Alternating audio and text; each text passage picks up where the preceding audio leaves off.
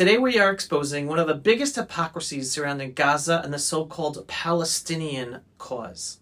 President Trump has been floating the idea of relocating Gazans to other Arab and Muslim countries, Egypt, Jordan, Indonesia, and now even Albania. Again, this is an idea that I've been talking about since 2005 when Israel got out of Gaza.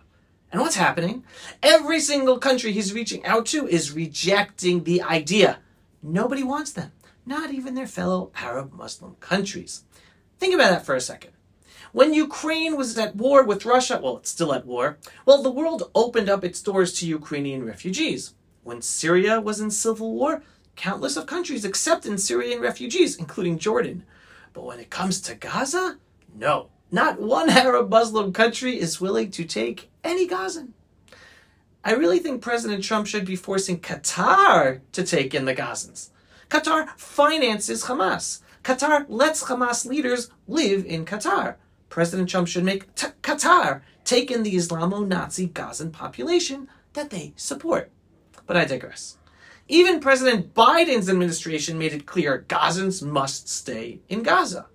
As reported back in January 2024, the beginning of the war, Palestinians must be able to stay in Gaza, says Blinken. U.S. Secretary of State Antony Blinken says Palestinians must not be pressured into leaving Gaza and must be allowed to return to their homes once conditions allow. Mr. Blinken condemned statements by some Israeli ministers who called for the resettlement of Palestinians elsewhere. Why? Why does the world insist that they must remain in a war zone where Hamas uses them as human shields? With over 20 years of Gaza being used and Gazans being used there to terrorize Israel. The Israeli government willingly handed over Gaza to our enemies, destroying 21 Jewish communities in Gaza and expelling close to 10,000 Jews from their homes in Gaza. This is back in 2005, allowing our enemies in Gaza to be able to turn Gaza into Singapore and live in peace with us. But instead, they turned it into a terror base to kill Jews and destroy Israel. This is 20 years. No, they should not be allowed to continue living there to terrorize one day more. 20 years is enough of experience of knowing what they do with Gaza. Now I want to share with you a shocking revelation by the White House press secretary just yesterday. If you didn't hear this in the news, you gotta hear this now. Listen to this. DOJ and OMB also found that there was about to be 50 million taxpayer dollars that went out the door to fund condoms in Gaza. That is a preposterous waste of taxpayer money. So that's what this pause... The Biden administration was about to send $50 million in U.S. taxpayer money to fund condoms in Gaza. But thankfully, Trump just stopped it. And who knows for how many years the Biden administration has been transferring this money to Gaza for condoms. And it's the U.S. foreign policy establishment, not just the Biden administration. Now, I want you to understand the breakdown of this U.S. taxpayer foreign aid for condoms in Gaza. Let's break this down. They say that Gaza has around 2 million people. I don't believe that's the correct number. It's much less, but let's say. Let's say half of those 2 million are men who are able to use condoms. Let's say condoms cost about 50 cents each. That means $50 million of U.S. aid would buy 100 million condoms for 1 million men in Gaza. The U.S. wanted to fund 100 condoms for each man in Gaza? Well, does that make sense? What exactly was the Biden administration funding here? But here's the real kicker. The condoms weren't even being used for their intended purpose of condoms. Gazans were using condoms as helium balloons to launch incendiary devices into Israel, setting Israeli fields and homes on fire. That's a terror they used for a number of years. That's right, U.S. taxpayer money was funding tools of terror. Condoms. What this proves, again, is that the so-called Palestinian cause has never been about helping Arabs. It's always been about using them as a weapon and a Trojan horse in Gaza and Judea and Samaria to terrorize Israel and kill Jews. Let's look at the facts. The United Nations, UNRWA, international NGOs, and Western governments have been funneling trillions of dollars of money to Hamas and the Palestinian Authority for decades. Decades, not to build a prosperous society, but to sustain Hamas and the Palestinian Authority and their terror against Israel. Oslo was signed in 1993. They have 30 years of trillions of dollars of foreign aid to build up a functioning society. Yet they have only built up a terror society that continues to receive financial aid from the world. Don't you think the world already knows that the money they are giving to Hamas and the Palestinian Authority is not going to help the people, but only allows corrupt terrorists to get rich and incite their people to kill Jews? Egypt refuses to open its borders, according to international asylum law, to let Gazans escape the war zone, despite the fact that over 50% of Gazans polled say they want to leave. And even Arab countries don't want them. So let's stop pretending. Egypt, Jordan, the Arab world, Qatar, the Western world, the international organizations. The world doesn't care about the so-called fake invented people called Palestinians. The world is complacent in allowing them to continue to terrorize Israel and kill innocent Jews. So how do we move forward? Well, now President Trump has a chance. One, to put a stop to this ridiculous misuse of U.S. taxpayer money going to terrorists to use condoms to kill innocent Jews. And he is doing so with this step of stopping the Biden-approved $50 million for condoms in Gaza. Now, that's a great first step, but we need to go all the way. We need to make Gaza Jewish again. That's allowing the Gazans, the Islamo-Nazis who live in Gaza, to relocate, like he's talking about, and for historically Jewish Gaza, for the Jewish people in Israel to finally reclaim it and provide safety and security for Israelis by resettling it. We also need to end the Palestinian Authority. Just like Hamas, the Palestinian Authority exists only to destroy Israel. They literally pay terrorists.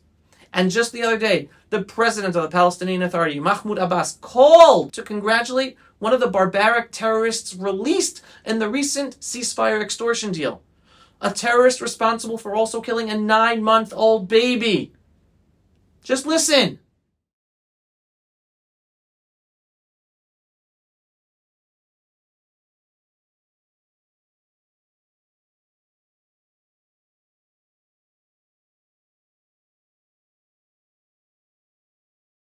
فخامة الرئيس كفارة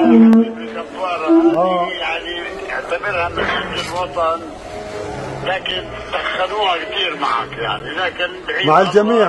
أنا وجميع الأسرى بنحكي لا داعي، يعني لا داعي لأي مشهد من مشاهد الفرح والسرور في حضرة مشهد غياب آلاف من أحبائنا الأكرم منا جميعا. أنا إن شاء الله الجميع بسلم عليك وبتمنى تعملنا بس موعد لقاء. This Palestinian Authority must finally be dismantled. It's not just Hamas that's a problem, but also the Palestinian Authority. Demolished, dissolved history. Also, we need to finally implement full Israeli sovereignty in Judea and Samaria. No more negotiations projecting to the world that we are willing to give away our ancestral homeland to terrorists who want to kill us. No more. Judea and Samaria belong to the Jewish people since the Bible and the Jewish state of Israel today. It's finally time to take the one step to ensure the world never again tries to pressure us to give up parts of our ancestral homeland in exchange for the creation of a terror state called Palestine. Never again. We put an end to that by finally standing up for justice, sovereignty in Judea and Samaria. And we need to allow those peace-loving Arabs who want to live with us in peace to remain as permanent residents. But all those Islamo-Nazis, they have to be relocated. That's the real solution. That's the new Middle East we need to push for. And that's why we must raise our voices now, so that our elected officials, both in Israel and the US, hear us loud and clear. No more funding terror, no more appeasement, no more fake peace plans, no more pressuring Israel, the good guy. It's time for real solutions that bring peace, security, and justice.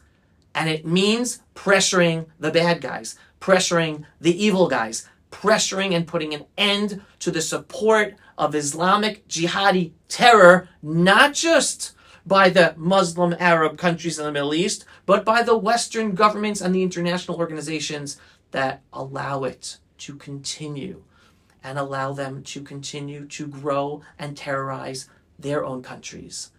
So this is a problem. I'm going to keep on saying this for Americans, for French, for British, for Australians, for Canadians, for every country where whether the Sunni or the Shiite Islamic jihadis are entrenched as Trojan horses to destroy your countries from within in the name of Islamic Jihad, a 1,400-year-old religious ideology to take over the world and create an Islamic caliphate. It starts here with calling out the fake Palestinian cause. A bunch of Arabs who are not from here historically. They mostly all came from Arab countries at the end of the 19th century, beginning of the 20th century, in order to get work, because the Jews were here back rebuilding our homeland, and there was work. So they came from Egypt and Turkey and Lebanon and Syria. They have no history here. It's a fake people. But I've done other videos on that, and we'll get back for other videos on that. That's it for today's Pulse of Israel video. If you're not yet a subscriber to our daily, belief-based, inspiring, politically incorrect truth about Israel, the Jewish people, and the freedom-loving world, what are you waiting for? Go to pulseofisrael.com and click to subscribe. And we are a donor-based organization. We need your support to do our work and get our videos seen. Every once in a while, click on the donate button on pulseofisrael.com. Shalom, everyone, and thanks for watching. Pulse of Israel, frontline videos from the Holy Land. Support our work by donating today.